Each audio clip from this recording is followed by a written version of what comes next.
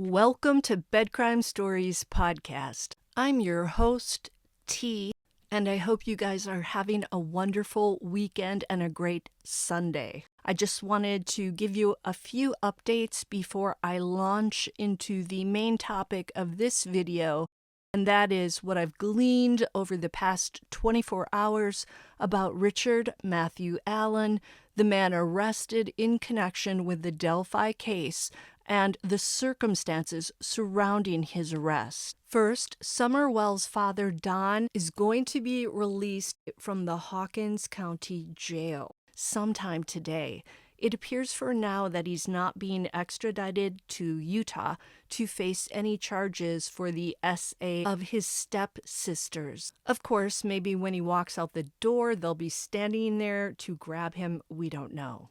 Second, Debbie Collier's son, her very articulate son, Jeffrey Bearden, released a brief Facebook video, and I'm going to share that with you at the end of this video.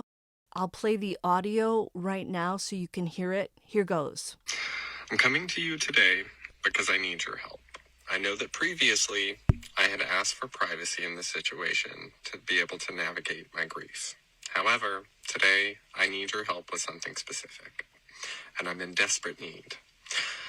I'm asking all of you to please share this video because publicly I want to ask for two things. First, Habersham County Sheriff Joey Terrell, I'm asking you to publicly apologize to my family and most importantly to my mother for laughing at our circumstance and disrespecting me at my lowest point in life, especially since I asked you to stop laughing and you continued anyways.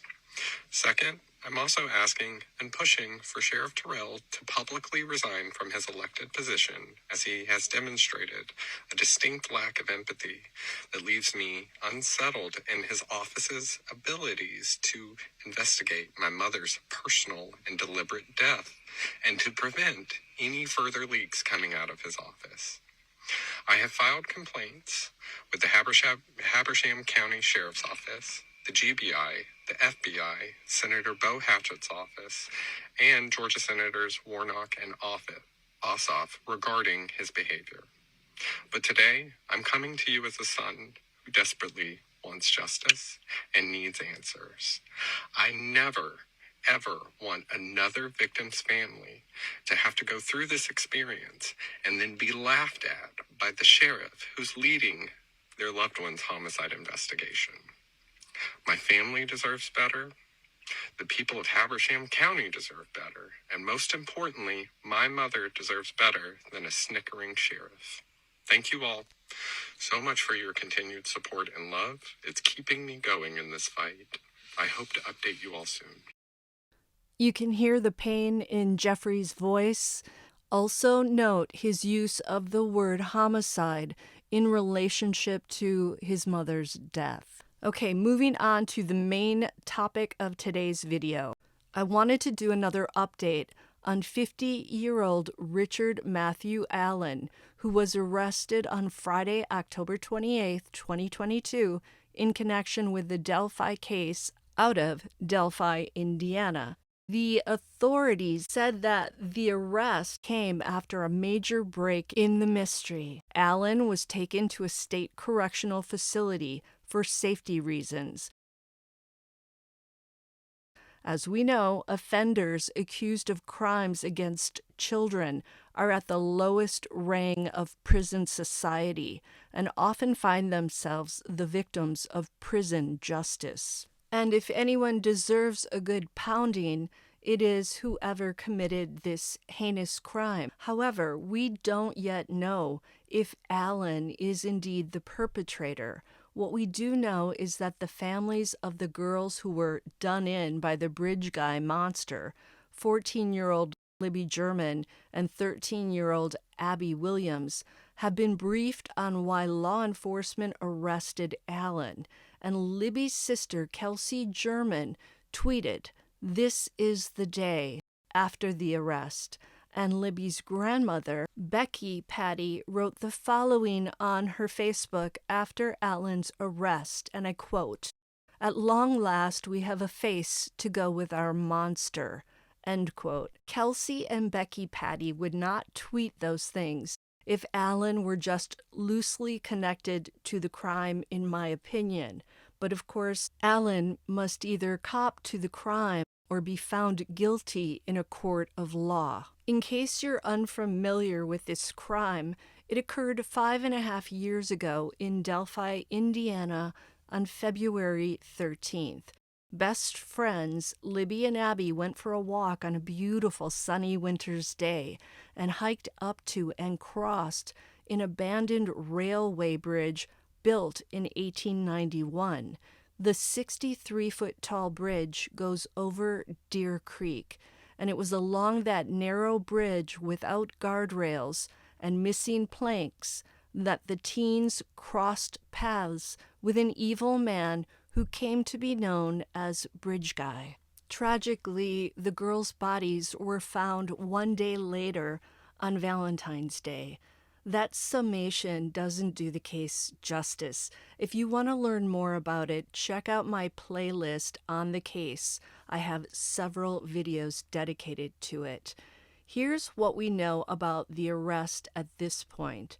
Fox 59 News is reporting that Richard Allen's neighbors recall seeing police activity at Allen's house on Whiteman Drive in Delphi several weeks before he was arrested. One neighbor posted about seeing action in Allen's yard as far back as October 15th. The neighbors allegedly witnessed the police digging up a fire pit in Allen's backyard. Take a listen. Allen's neighbors told us they were shocked by his arrest and recalled seeing police activity, which we're told included digging up a fire pit out back of his home last week. I saw police cars going down there, a couple of police cars, and I never thought much of it. It's been rumored that the police originally went to Allen's home in Delphi after a neighbor reported him to police for stealing something. Supposedly, as cops were digging up the yard to look for this object, they found evidence that linked Allen to the Delphi crime. What I just shared, though, is unverified information. It's just a rumor. We don't know for sure why the police ended up at Allen's home yet, and why they were tearing up the yard. Here's what we do know for certain.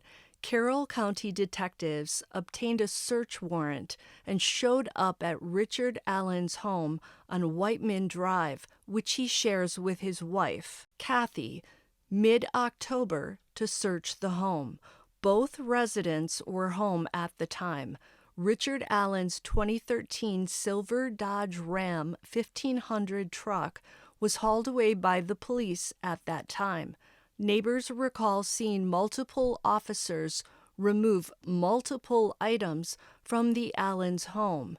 There's also a rumor that the cops dug up flower beds, but that is also unconfirmed. As for the man himself, Richard Matthew Allen, he was born on September 9th of 1972. He obtained a pharmacy technician license on February 21st of 2018. I've also heard he was working at the CVS pharmacy in Delphi when the police showed up on Friday, October 28th, to arrest him. By the way, that's the only pharmacy in the small city of Delphi, which has approximately 3,000 citizens. So if anyone in Delphi needed a prescription, they would most likely have received it at that CVS. It is very likely that Libby and Abby's families and most of Delphi likely laid eyes on Richard Allen before he was arrested. Thus, Allen was pretty much hiding in plain sight.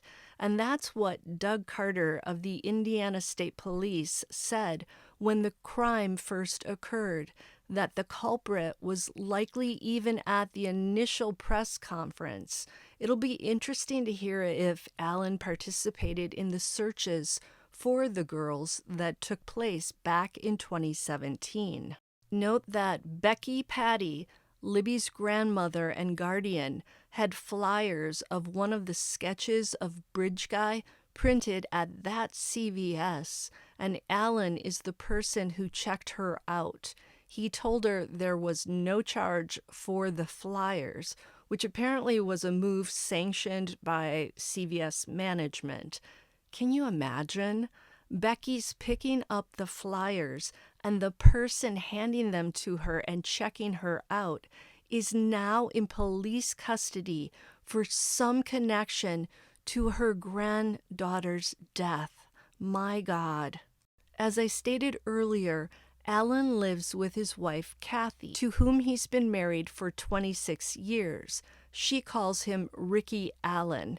Alan also goes by Rick Allen and, strangely enough, Craig Ross, spelled Craigh. The couple lives in a modest, rather unassuming home just 1.8 miles from the historic Delphi trail system where Libby and Abby went hiking on that fateful day in 2017. It's a 5-minute drive from Alan's house to the trail system, and there are several routes on foot that Alan could have taken to those trails. As for Alan's size, he's been listed in 2 different places as 2 different heights. One says 5'4", the other says 6 feet tall. I'm thinking that he's likely somewhere between the 2 heights, maybe 5'8", 5'9". Based on his wife's Facebook posts, Alan appears to enjoy playing pool and hiking. Saying that sends shivers down my spine. If you live in Delphi and you enjoy hiking, I'm sure the Delphi Historic Trail System, where Abby and Libby were spending time back on February 13th of 2017, would be a place you'd go often and know well. I just wanted to point that out. It looks like Alan and his wife took a trip to Gatlinburg, Tennessee at some point and enjoyed taste testing bourbon. In many ways, the couple looks like any other couple in their late 40s, early 50s, which is throwing some people off, making them think that this can't possibly be the monster who committed this atrocious crime. But I personally see some expressions in Richard Allen's face on certain photos that indicate to me that there could be some darkness lurking inside.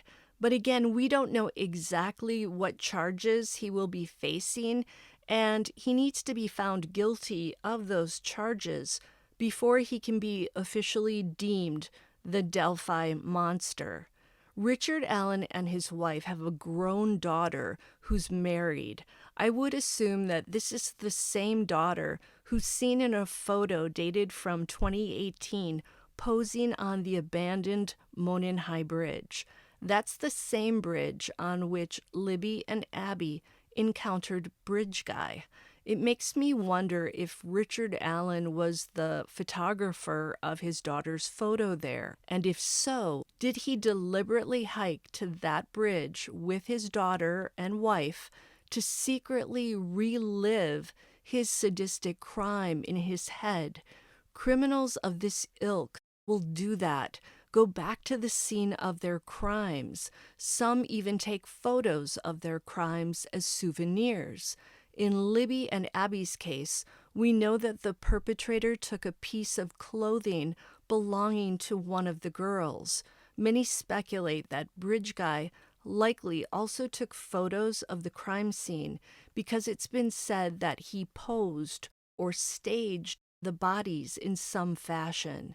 There's also a photo of a smiling Richard Allen sitting with his wife in the brick-and-mortar pub in Delphi. Behind Allen on the wall is a flyer with a sketch of Bridge Guy. Did Allen know about that flyer behind him? And if so, is that smile on his face Duper's delight? I wonder. Chandler Underhill, the manager of the brick-and-mortar pub, told WXIN that Allen was somewhat of a regular at his establishment. Underhill said, and I quote, "I would talk, he wouldn't say much. He seems like a normal guy. One of my servers was telling me that he wouldn't speak much," end quote. And I noticed that in Kathy Allen's Facebook videos, she appears to be the gregarious one in the couple. He seems more sullen in a lot of photos, and sometimes it appears like he wants to stay out of the frame. I also noticed that he often wears sunglasses, and I have to wonder, is he trying to hide his face, just in case someone makes a connection between the drawing and his face? I heard one criminal profiler say that she believes Richard Allen likely is Bridge Guy. She said that based on the video Libby took of Bridge Guy, where we see him walking on the bridge, and then we hear the short audio clip of him saying, "Guys," and then another clip that says, "Down the hill." Note that Libby's audio clip went on for 43 seconds. Only the investigators and the girls' families were privy to the full 43 seconds. It's rumored that one of the girls could be heard saying, "He's got a gun." That's unconfirmed at this point, so don't write that down. But Richard Allen has a concealed weapons permit, so that likely is for a gun. The profiler stated that she always felt that the perpetrator had to be in his 40s or 50s. Allen is 50 now, and he would have been 44, 45 when the crime was committed. So he fits right into her profile. This profiler also stated that she always believed that the perpetrator had to be someone local to the Delphi community, as opposed to a random stranger just passing through. She said this because you'd have to be a local to know about that abandoned railway bridge and the areas around it, to know how to escape from that crime scene without being seen. The profiler also said that she believes the perpetrator is of the serial variety, meaning that at age 50, he's likely done this before and somehow managed not to get caught. Allen does not have any history of being arrested prior to this incident that I can find, and I checked 2 background check reports. This may explain why he was able to fly under the radar for so long, if he is indeed Bridge Guy. Although that CVS gig of Allen's is really blowing my mind. How did no one notice Allen's resemblance to Bridge Guy? The profiler also thinks that it's likely Bridge Guy drove over to the historic Delphi trails and parked in the Delphi Cemetery parking lot.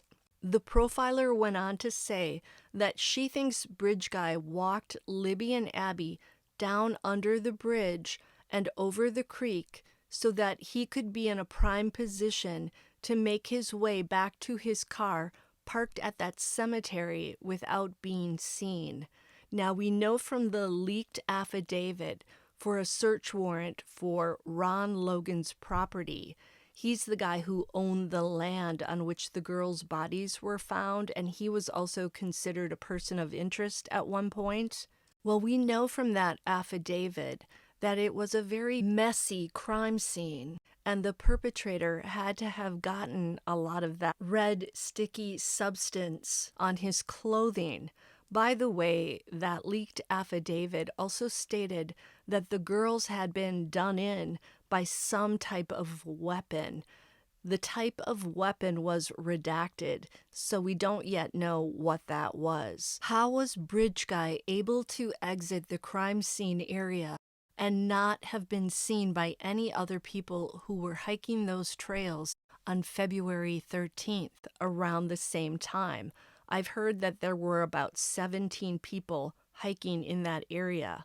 Bridge Guy definitely knew those trails. He knew how to walk away from them covered in that substance without being seen. We know he didn't shed his clothes at the crime scene or anywhere along the trails. No one ever found any clothing with that substance from the perpetrator.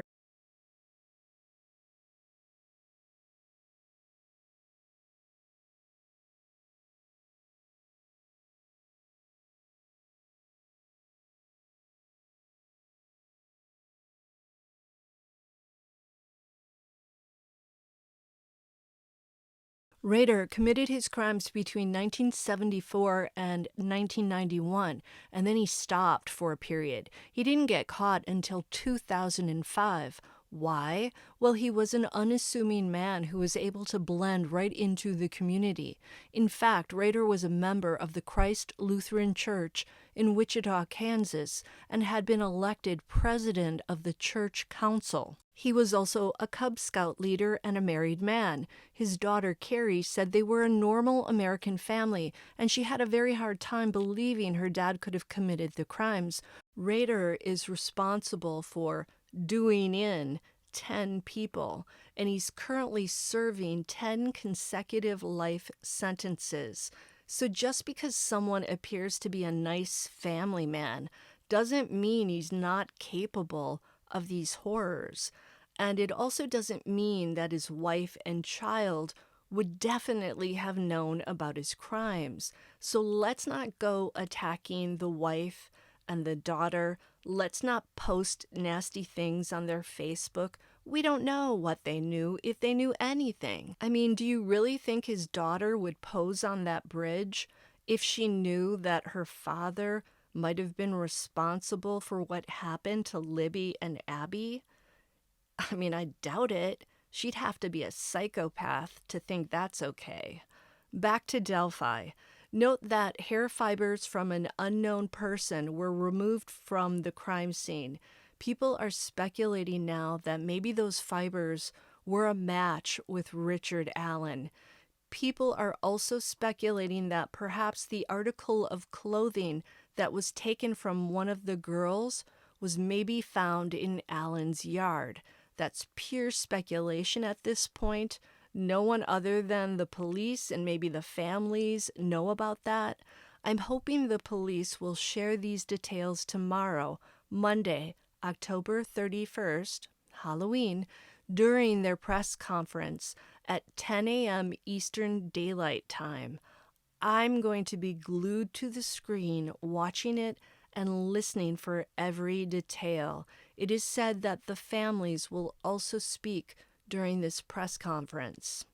Now, I've also heard commentators saying that they believe that Kagan Klein may have known Richard Allen and that it is from information Kagan may have shared with the police that Allen was located.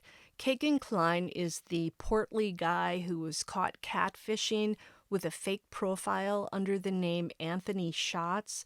He used that profile to lure young girls into sending him photos of themselves, and you can imagine what type of photos this creepy dude was asking for. Kagan fell under suspicion right from the start.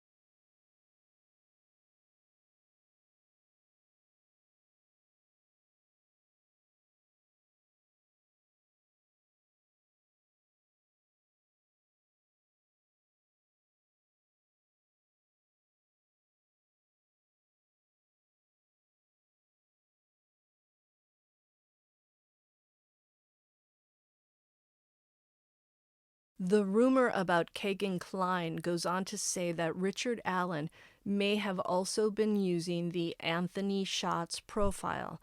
This is all unverified at this point, so it's all just rumor and speculation. One thing I've noticed about Richard Allen is that he looks different in nearly every photo. He's clearly changed up his looks at various points throughout the past 5.5 years. Sometimes he's thinner than at other times. There's one photo where his hair is lighter and it's shorn close to his scalp, and he's sporting a long beard. You have to wonder if he did this to avoid any comparisons to the posters around Delphi bearing the drawings of Bridge Guy. There was a video on Alan's wife's Facebook where she shows herself sneaking up to their car. Alan is sitting inside and he looks totally freaked out when she knocks on the window. I'm going to share that video at the end of this video. That look on his face, I'm wondering, is that the same look he had when the police showed up at the CVS in Delphi with handcuffs for him? By the way, there's another unverified rumor that Alan checked himself in to a local mental health facility for a 30-day treatment plan soon after the Delphi crime. If that turns out to be true, how the heck did no one put two and two together? And how could Alan's wife not be suspicious? Of course, this is all just a rumor at this point. We'll have to wait to see what the investigators say. Well, that's all I have for now. I'm looking forward to that press conference tomorrow. I also have a video prepped about the Debbie Collier case that I think you'll find very interesting. Until the next time on Bed Crime Stories. Hey, do me a favor, hit that like button, subscribe, what are you waiting for? And leave me a comment. I love interacting with you guys.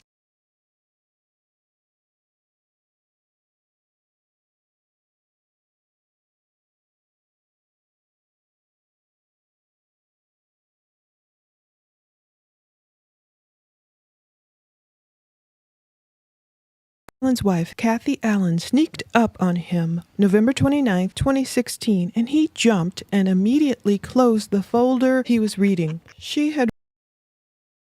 Hello, Internet. My name is Jeffrey Bearden, and I am the son of Debbie Collier. I'm coming to you today because I need your help. I know that previously I had asked for privacy in this situation to be able to navigate my grief. However, today I need your help with something specific, and I'm in desperate need. I'm asking all of you to please share this video because publicly I want to ask for two things. First, Habersham County Sheriff Joey Terrell, I'm asking you to publicly apologize to my family and most importantly to my mother for laughing at our circumstance and disrespecting me at my lowest point in life, especially since I asked you to stop laughing and you continued anyways. Second, I'm also asking and pushing for Sheriff Terrell to publicly resign from his elected position as he has demonstrated a distinct lack of empathy that leaves me unsettled in his office's abilities to investigate my mother's personal and deliberate death and to prevent any further leaks coming out of his office. I have filed complaints with the Habersham County Sheriff's Office, the GBI, the FBI, Senator Bo Hatchett's office, and Georgia Senators Warnock and Ossoff regarding his behavior. But today, I'm coming to you as a son who desperately wants justice and needs answers. I never, ever want another victim's family to have to go through this experience and then be laughed at by the sheriff who's leading their loved one's homicide investigation. My family deserves better. The people of Habersham County deserve better. And most importantly, my mother deserves better than a snickering sheriff. Thank you all so much for your continued support and love. It's keeping me going in this fight. I hope to update you all soon.